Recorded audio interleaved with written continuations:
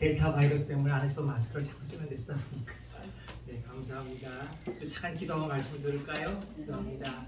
하나님 감사합니다. 하나님이 너무 사랑하사 당신의 생명을 1대1로 바꾸면서까지 사랑하셨던 주의 백성들, 자녀들이 이 자리에 모였습니다. 하나님, 이 거룩한 마음, 이 어려운 환경에도 불구하고 교회로 오는 그 발걸음을 축복하시고 기억하시고 인도하시고 은혜 내려 주옵소서.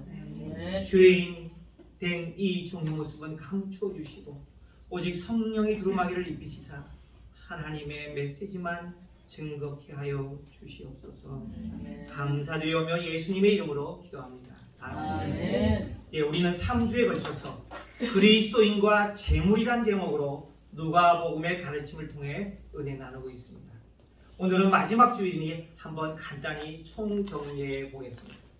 첫 번째 주에는 재물의 유혹을 조심하라. 어리석은 부자의 비유를 통해서 하룻밤새 유명을 달리한 한 부자 이야기를 살펴보았습니다. 그는 오늘날의 형법제도에 의거해 보건대 아무런 죄도 짓지 않은 깨끗한 사람입니다. 도둑질, 간음, 사기, 살인죄하고는 상관이 없습니다. 그렇지만 우리 하나님이 보실 땐 그가 참 못 이루고 고민한 그 많은 생각들이 어리석기 짝이 없다 하셨습니다. 이는 극단적인 이기주의에 빠져 어려운 이웃들이 전혀 보이지 않았기에 하나님에 대하여 부요한 삶을 살지 못하는, 결국 주께서 가장 싫어하는 탐욕의 노예가 되었기 때문에 심판을 스스로 자초한 것입니다.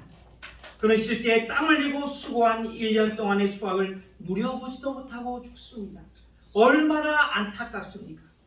그리스도인이건 아니건 간에 우리 모두는 탐욕이라는 죄를 경계해야 합니다.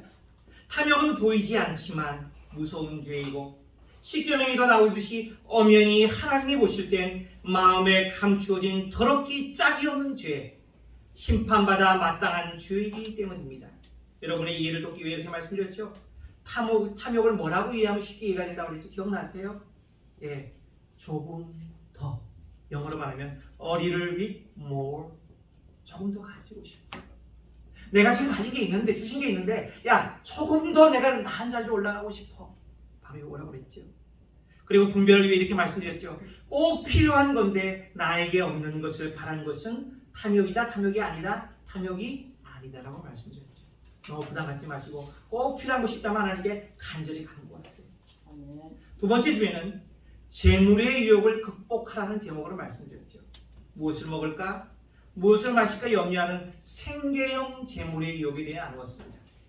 생계형 재물의 유혹이라고 하는 것은 꼭 필요한 생활비, 렌트비를 비롯하여 기타 등등 모든 생활비를 마련함에 있어 쉽게 빠져드는 염려와 불안과 두려움과 불신앙을 말하는 것입니다.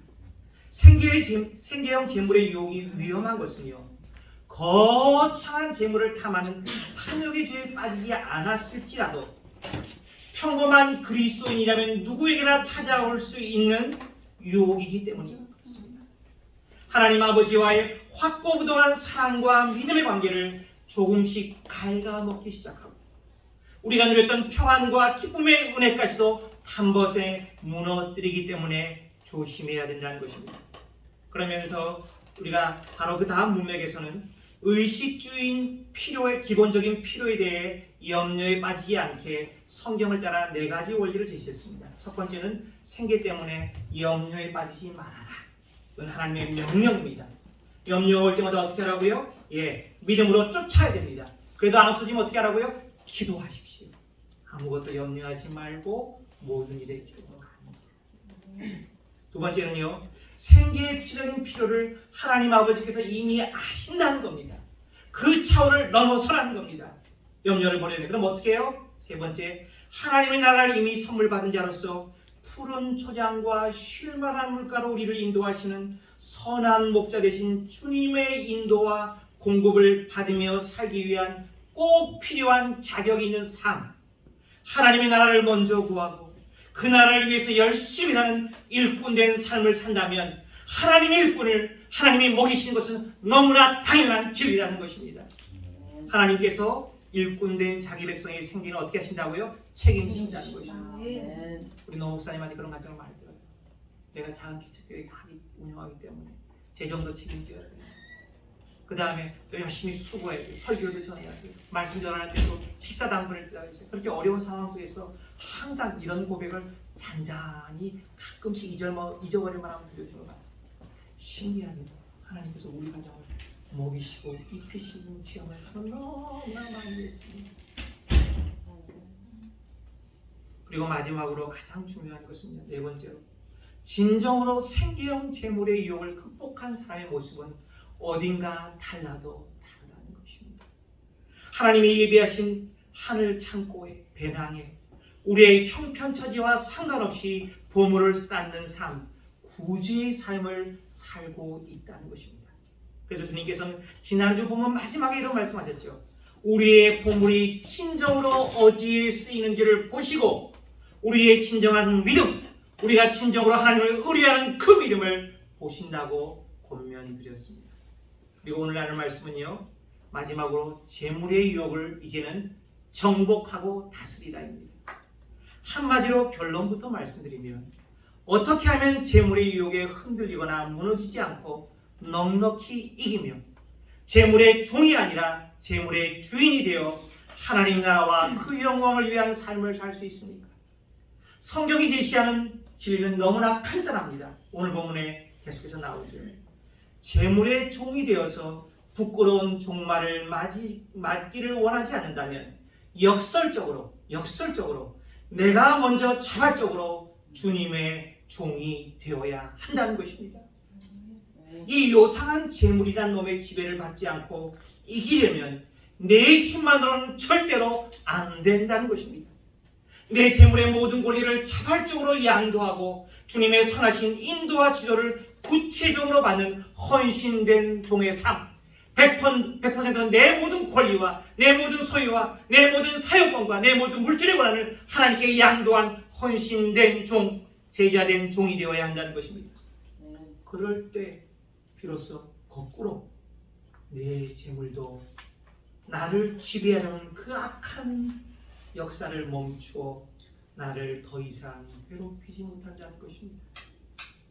그러므로 이제 내가 하나님의 종이 되었으므로 이 종이 가진 모든 재산, 종이 가진 모든 재물의 소유권, 종이 가진 모든 재물의 사용권도 하나님의 것이므로 주님의 나라와 복음과 어려운 이웃을 위해 사용하기로 결단하는 것밖에는 완전하게 재물의 유혹을 극복하는 방법이 없다는 것입니다. 오늘 본문엔 두 가지 비유가 나옵니다. 근데 주제는 한 가지 동일합니다. 바로 주님과 우리와의 관계는 종과 주인과의 관계여야 한다는 것입니다. 혹은 주인으로부터 좀 더 여러 가지를 위임받은 약간 임무가 많은 청지기와 주인의 관계로 우리가 돌아가야 한다는 것입니다. 여러분, 이 진리는요, 우리가 이미 예수를 믿을 때 예수 안에 새 생명을 얻은 하나님의 자녀로 탄생할 때 그때 이미 배운 겁니다. 사형리 아시죠? 유명한 사형리 책 보세요. 우리가 예수 그리스도를 영접하면 내 마음의 주인 누구라고요? 하나님입니다. 예수님입니다. 그렇죠. 바로 그거예요. 그거로 돌아가면 재물의 유혹도 넉넉히 이길 수 있다는 것입니다. 첫 번째 비유는요, 결혼잔치에 참석했다 한밤중에 돌아오는 주인을 기다리기 위해 밤새도록 자지 않고 등불을 켜고 복장을 갖추고 주인 맞을 준비를 갖춘 종이 바로 우리들의 종의 모습이 되어야 한다는 것입니다. 누가복음 12장 36절과 37절을 읽어드리겠습니다. 너희는, 우리는 보고 하신 말씀이죠. 너희는 마치 그 주인이 혼인집에서 돌아와 문을 두드리면 곧 열어주려고 기다리는 사람과 같이 되라. 37절, 주인이 와서 끼어있는 것을 보면 그 종들은 복이 있으리로다. 내가 진실로 너에게 이르노니 주인이 띠를 띠고 그 종들을 자리에 앉히고 나와 수종 돌리라. 야, 대단하지 않습니까? 고대 근동 지방에 사는 종의 삶에 있어 제일 중요한 임무, 미션, 사명은 무엇입니까? 일을 잘하는 것? 중요하죠. 예, 능숙한 것, 지혜로운 것, 충성하는 것 다 중요하죠. 그러나 제일 중요한 첫 번째 원리는요, 종의 삶의 초점을 누구에게 맞추고 있냐는 것입니다. 바로 내 주인에게 맞추어서 그분을 기다리며 그분의 명령이 떨어진다면 언제든지 순종할 준비를 항상 갖추고 깨어있는 주님의 음성에 귀 기울이는 종이라는 것입니다. 여러분, 제가 우리 집에 어떻게 하다 보니까 하나님의 은혜로 강아지 2마리를 키우는 축복 중에 축복을 받고 요즘에 여름이니까 털이 날려가지고 엄청나게 스트레스를 받는데 우리 2 딸들이 거기서 위안을 받으니 공부하다가 너무 스트레스 받는 위안을 받으니 입 한 번 뻥끗하지 못하고 그냥 그래 너도 이쁘다 그러고 살고 있습니다. 근데 강아지를 키워보니까요 놀라운 게 뭐냐면 강아지만큼 충성스러운 종이 없어요. 강아지하고 산책을 하면요 강아지가 내가 뭐라고 한마디를 탁 내어 있잖아요. 그러면 그 귀를 보면 알아요. 강아지 귀에 갑자기 쫑긋해지면서 내 말에 탁 듣고 있어요. 강아지 귀가 안테나라는 거 아시죠? 강아지 귀는 굉장히 밝습니다. 예, 수십 미터, 수백 미터 거리에서 듣는데 그 강아지 귀가 주인이 무슨 말을 하면 들으려고 벌써 귀가 여기 퍼져 있다가 쫑긋하고 딱 돌아오는 거예요. 아, 얘가 내 명령을 들으려고 준비가 되어 있구나. 바로 그겁니다.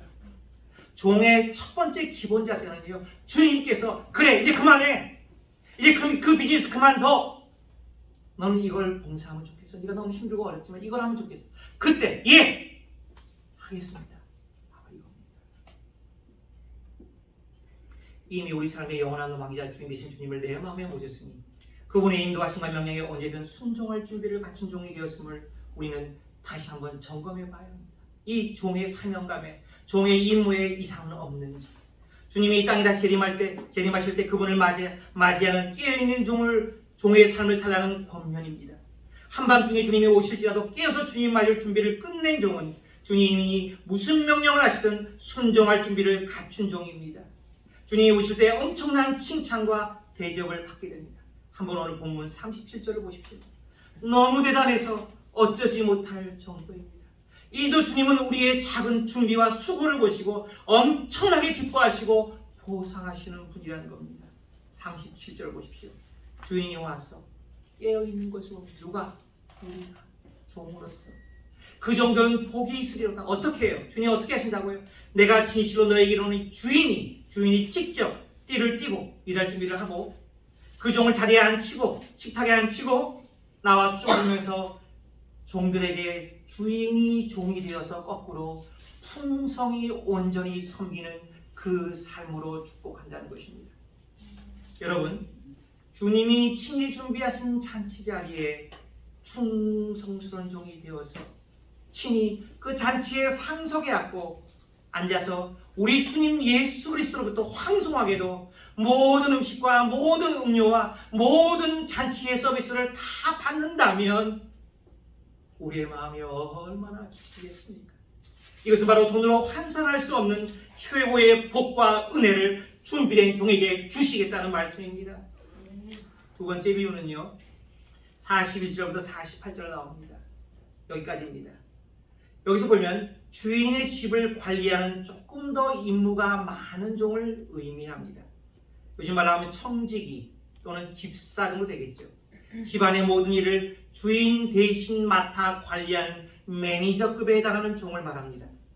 그런데 오늘 본문에 보면 알 수 있듯이 주님의 기대대로 지혜 있고 충성스러운 청지기가 되어 있어야 할 사람들이 주인이 맡기신 종들을 잘 돌보고 양식을 먹여야 할 책임을 맡은 이 종들이 그만 잘못된 길에 빠져듭니다. 그리고 엄한 심판을 받게 된다는 이야기로 마칩니다. 45절부터 46절 두 절만 읽겠습니다. 만일 그 종이 마음에 생각하기를 주인이 더디 오리라 하여 남녀 종들을 때리며 먹고 마시고 취하게 되면 생각하지 않은 날 알지 못하는 시각에 그 종의 주인이 이르러 엄히 때리고 신실하지 아니한 자의 받는 벌에 처하리니. 잘 보십시오. 주인의 오심이 늦어지니까 슬쩍 이 청지기 매니저의 마음에 꾀가 생깁니다.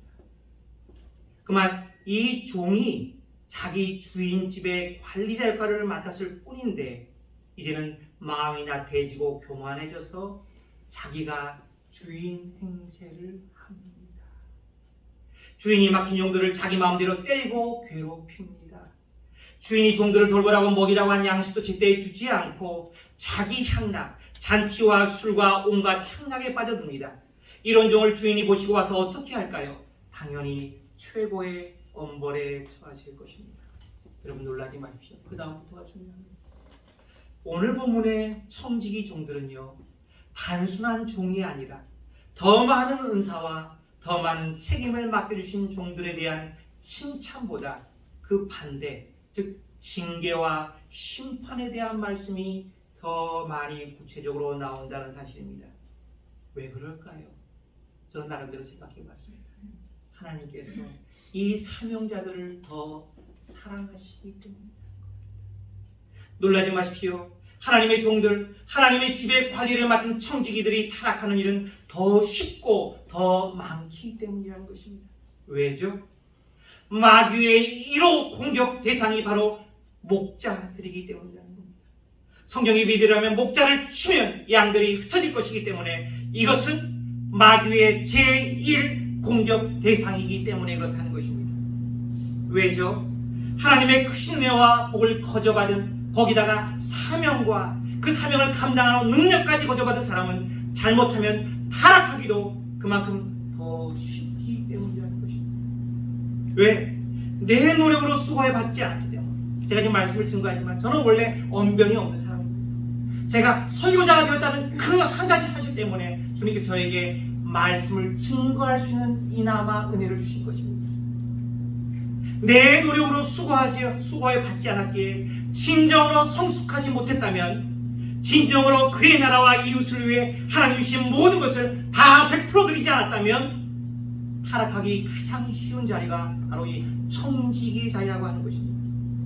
그 은혜와 복을 자기의 영광으로 돌리고 자기의 권력으로 삼고 자기 향락의 도구로 삼으려는 유혹에 너무나도 쉽게 빠져들 수 있는 자리이기 때문에 그렇습니다.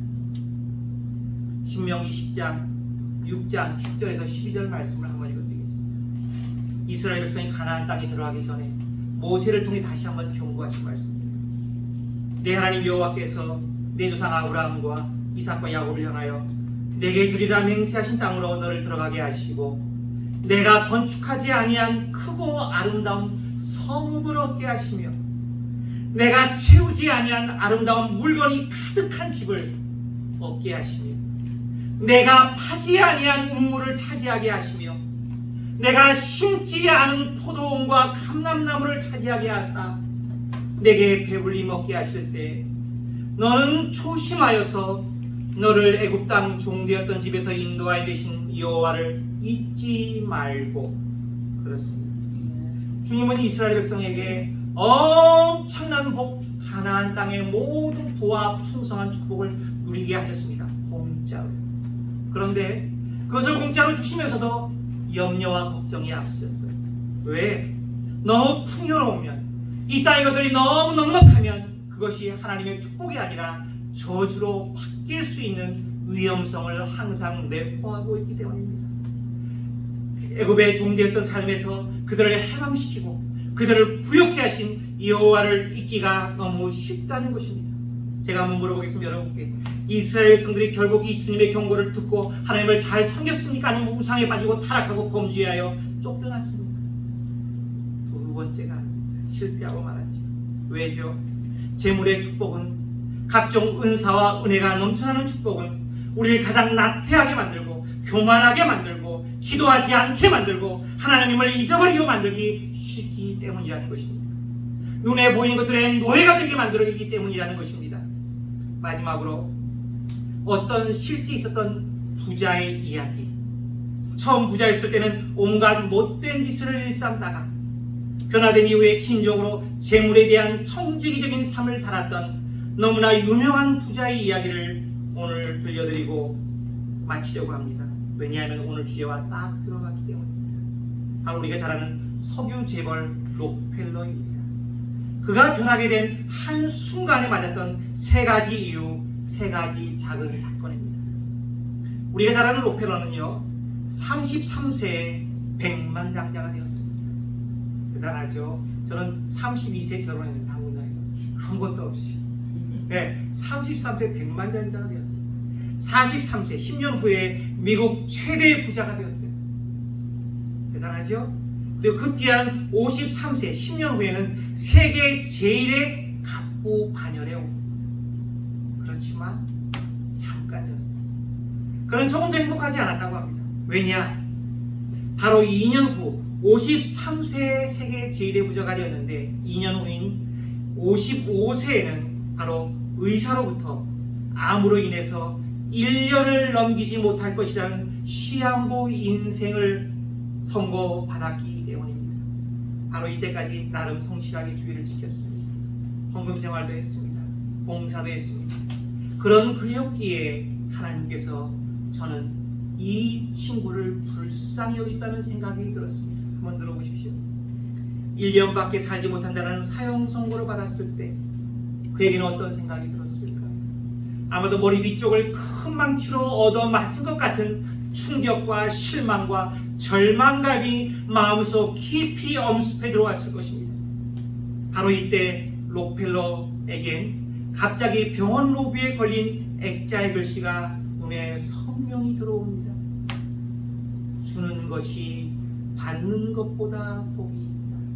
그래서 많이 들은 것 같죠? 네, 성경 말씀입니다. 재물의 탐욕에 눈이 멀어 수단 방법을 가리지 않고 나쁜 짓을 일삼으며 재물을 모았던 재물의 노예가 된 사람, 그에게 주님께서는 심판하시기에 앞서 다시 한번 세컨 찬스를 주신 것입니다. 불쌍히 여기사 첫 번째 은혜, 목숨을 걷어갈 테니 준비하라, 회개하라. 두 번째 은혜, 소경되었던 영의 눈을 뜨게 하사 보배로운 성경 말씀의 진리를 깨닫게 하신 겁니다. 그게 끝이 아닙니다. 바로 이때 병원복도 한쪽 끝에서 요란한 시끄러운 소리가 들립니다. 다시 주위에서 눈을 돌아보니, 귀를 열어보니 병원비 문제로 환자의 가족과 병원 직원들이 다투는, 실랑이 하는 소리가 들립니다. 너무 가난해 병원비를 내지 못하는 여인과 그의 딸로 보이는 병색이 완연한 소녀가 한쪽에 앉아 눈물을 흘리며 애걸을 합니다. 한 번만 도와주세요. 자, 여러분, 이때 여러분이 세계 최고의 부호였다면, 짠돌이 구디스였다면 여러분은 어떻게 행동을 했겠습니까? 그는 잠시 잠깐이지만 생각에 잠깁니다. 자기의 시한부 인생 선고를 포함하여 3가지 사건을 동시에 접하고 정신이 없었지만 분명히 한 가지만은 확실했습니다. 긍휼에 풍성하신 하나님, 나를 사랑하시는 하늘아버지께서 지금 나를 불쌍히 여기사 나에게 뭔가 중요한 메시지를 지금 전하고 계시다는 사실이었습니다. 잠깐 생각해 볼까요?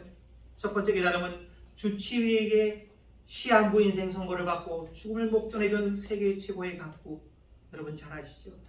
사람은 완악한 동물이기 때문에 아무리 입술로 고백을 해도 죽음 앞에 서지 않으면 절대로 완전한 변화, 새로운 삶이 불가능합니다.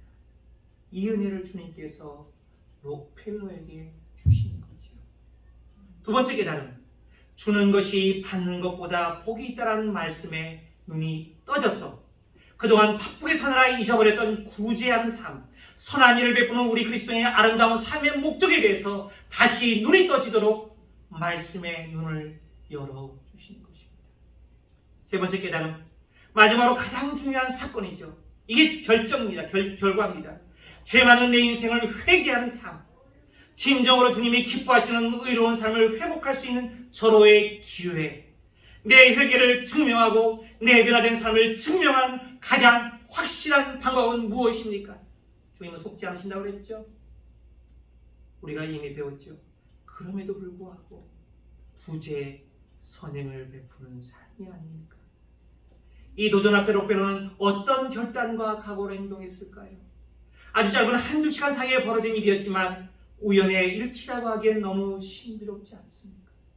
기록에 의하면 그의 어머니가 아주 철두철미한 그리스도인이었으니 아마도 그의 어머니의 기도를 기억하사 마지막으로 한 번 더 강력한 하나님의 은혜의 찬스를 주신 것이라 생각합니다. 록펠러는 작지만 큰 용단을 내립니다. 이전까지 단돈 1불조차도 아까워서 아끼고 절약하는 노랭이 구두쇠였지만 죽음의 문턱에서 하나님의 말씀에 눈이 열리고 자기 사명을 깨닫고는 이웃의 어려움을 발벗고 나서 돕는 전혀 다른 사람이 되어버립니다. 여러분, 한번 은혜를 받고 사람이 뒤집어지는 대로 변화되는 일은요, 결코 많은 시간이 필요하지 않습니다. 하나님이 한번 잡으시면 됩니다. 아멘. 그 손에 맡기면 됩니다. 아멘. 헌신하면 됩니다. 아멘. 그는 그의 비서를 불러서 이 소녀의 병원비 전액을 지불토록 명령합니다. 물론 비밀이죠. 그의 도움을 받은 소녀는 얼마 안 되어 건강한 모습으로 회복되어 태어납니다. 여러분, 놀라지 마십시오. 이때부터 악명 높은 악덕 자본가 록펠러는 자선사업의 롤모델, 기부의 천사, 기부의 왕으로 새 인생을 살게 됩니다. 그가 투자한 엄청난 재물 때문에 엄청난 미국의 사람들이 노벨상을 받았고 또 엄청나게 많은 사회사업을 했다는 것을 우리가 알고 있지 않습니까? 더 놀라운 일은 그 다음에 있습니다. 의사가 1년밖에 살지 못할 거라던 55세의 시한부 인생은 장수하여 기록에 의하면 98세까지 살았다고 합니다. 한번 계산해 보십시오. 98 빼기 55를 해보십시오. 56. 한 43, 42가 나와요. 43년 정도 수명을 연장받은 겁니다. 히스기야가 간절히 기도하여 연장받은 목숨 15년에 3배를 더 산 것입니다. 존 데이비스 록펠러가 남긴 명언을 보면 신기하게도 오늘 우리가 배운 말씀과 그 내용이 정확하게 일치하는 것을 보게 됩니다. 들어보세요. 제가 추측기로는 성령님께서 그의 눈, 영안을 열어서 나중에 이 구절, 누가복음 12장 마지막 절 48절을 읽게 하셨거나 아니면 이 진리 전체를 성경 공부를 통해 분명히 깨닫게 하셨다는 생각이 듭니다. 왜냐? 내용이 너무 똑같기 때문이라는 것입니다. 보십시오. 록펠러가 남긴 유명한 명언, 모든 권리에는 책임이 따릅니다. 권리는 책임이 있어야 돼요. 또 모든 하나님 주신 기회에는 의무가 수반됩니다. 하나님 주신 모든 소유에는 책임이 있으며 규리가 있습니다. 이것이 바로 내가 믿는 소신이고 내가 믿는 바입니다. I believe that every right implies a responsibility. Every opportunity an obligation. Every passion a duty. 오늘 본문의 마지막 절의 후반부를 읽어봅시다. 많이 받은 자에게는 많이 요구할 것이요 많이 맡은 자에게는 많이 달라 할 것이다. 왜? 하나님의 것이니까. 많이 주셨다면 많이 요구하신다는 겁니다. 많이 맡겼다면 더 많은 것을 요구하신다는 것입니다. 자연의 법칙. 이 마지막 절을요, 메시지 바이블은 아주 간단하게 요약을 해놓습니다. 보십시오. Great gifts mean great responsibilities. 그 다음에 greater gifts, 더 큰 은사는 means greater responsibilities. 이 말씀을 기억하시면서 하나님이 맡겨주신 사명에 최선을 다하여 주님 오실 때 칭찬받는 주의 백성 되기를 간절히 바랍니다. 네. 하나님 감사합니다. 오늘로 그리스도인과 재물에 관한 말씀을 마칩니다. 자본주의 사회에 한복판인 미국에 사는 우리들에게 재물의 유혹을 뿌리치기란 쉽지가 않습니다. 왜냐? 날마다 올라가는 아파트 렌트비를 비롯하여 우리는 돈의 요구에서 자유로울 수 없기 때문입니다. 어떻게 이것을 극복합니까? 어떻게 이길 수 있습니까? 하나님은 마지막으로 네가 네 것이 아니라 너의 생계를 책임지는 하늘아버지께 일꾼이 되고 또 너의 모든 소유가 하나님의 소유임을 인정하는 하나님의 참다운 종, 하나님의 물질을 잠시 관리하는 청지기가 되라고 합니다. 이것밖에는 재물의 유혹에서 자유롭게 재물의 유혹을 극복하고 다스릴 수 없다 하셨습니다. 이 말씀을 기억하고 이 말씀의 원리를 따라 우리 삶을 가꾸는 아름다운 주의 백성 되게 하여 주시옵소서. 네. 감사드리며 이 모든 말씀 우리 주 예수님의 이름으로 간절히 기도하옵나이다. 아멘. 아멘. 예. 지금은 말씀이 육신이 되어 사람이 되셔서 우리의 모든 죄를 위해서 십자가에 못 박혀 돌아가신 우리 주 예수 그리스도의 은혜와 하나밖에 없는 독생자 예수 그리스도를 십자가에 못 박아서 물과 피를 완전히 쏟으시기까지 우리를 사랑하신 하나님의 측량할 수 없는 그 무한하신 사랑하심과 하나님의 말씀을 읽는 자와 또 하나님의 말씀을 듣고 그 말씀을 따라 지키며 행하는 자가 복이 있다 말씀하시는 성령님의 감동 감안해서 충만하신 은혜가 이제 오늘 거룩한 주일에 하나님께서 복 주시기로 성별하신 귀한 날에 주의 거룩한 성전에 모여 하나님의 말씀을 들음으로 말미암아 우리의 마음과 육신 가운데 참 평강을 얻고 또 우리의 영혼 가운데 세움을 얻어 이제는 세상 가운데 나아가 물질에 이제 노예가 되지 아니하고 물질의 시녀가 되지 아니하고 오히려 하나님을 믿는 믿음 가운데 오늘 물질을 다스리며 정복함으로 말미암아 나를 위해서 부여한 것이 아니라 하나님의 나라를 위해서 주님의 나라를 위해서 하나님께 주신 재물을 가지고 정직의 직분을 성실하게 감당하며 살겠다고 이제 세상 가운데로 나아가는 사랑하는 성들의 심령과 머리 위에 그리고 이 교회 오랴 그리고 온 세상에 있는 모든 열방과 모든 민족들의 지금부터 영원까지 함께 계시기를 간절히 축원하옵나이다. 아멘.